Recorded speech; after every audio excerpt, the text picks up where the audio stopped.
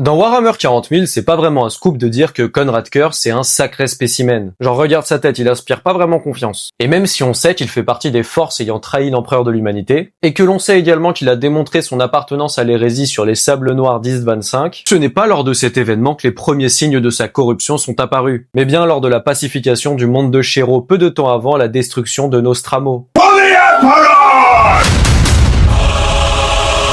La pacification de ce monde d'humains belligérants a été causée par une coalition entre les Emperor's Children, les Night Lords et les Imperial Fist. Et après 8 mois de lutte, l'Imperium a fini par obtenir la victoire. Les fils de Fulgrim ainsi que Fulgrim lui-même ont reçu des compliments de la part du Prétorien de Terra. Mais pour les Night Lords et le Night Hunter, c'était une autre paire de manches. Les atrocités et les massacres perpétrés par ces derniers avaient véritablement attisé la colère de Rogal Dorn. Mais à ce moment-là, leur querelle était autour de leur interprétation différente de la volonté de l'empereur de l'humanité. Donc malgré une certaine noirceur, on pouvait pas véritablement deviner la trahison de Konrad Curze. Malgré que les informations sur cet événement qu'on a sont pas véritablement précises, ce que l'on sait c'est que Dorn s'est rendu dans les appartements du roi sombre en étant véritablement énervé des massacres causés par ce dernier. Et ce qu'on sait aussi c'est que le primarque des Imperial Fist a été grièvement blessé par Konrad Curze. Et il fut retenu prisonnier par les gardes de ses deux frères, avant d'apprendre qu'il était question que lui et sa légion soient renvoyés sur Terra pour répondre de leurs actes devant l'empereur. Toutefois, ce n'est pas directement ça qui a convaincu le Night Hunter de s'échapper. L'information selon laquelle son monde natal était en proie à une immense corruption et même dévasté par cette dernière a été le véritable déclencheur. Il a massacré ses geôliers avant d'ordonner à ses hommes de mettre cap sur Nostramo. Et les événements qui allaient suivre n'ont pu être connus que grâce au rapport de la flotte de Rogal Dorn qui avait poursuivi son frère. Et il n'a pas été question d'avertissement pour le monde natal du primarque. Une fois la flotte arrivée en orbite du monde sombre, elle s'est mise à bombarder la planète avec des rayons incandescents provenant des très nombreux canons de l'armada. Et petit à petit, l'atmosphère se faisait consumer. Un tir de pure énergie avait atteint la faille provoquée par l'arrivée du primarque. Et le noyau de la planète fut touché. Ce qui déclencha une réaction en chaîne monstrueuse qui eut des conséquences cataclysmiques. Nostramo avait explosé et il ne restait plus qu'un champ d'astéroïdes d'adamantium. Et c'est cet acte qui avait véritablement scellé la séparation entre les Night Lords et l'Imperium. Je te remercie.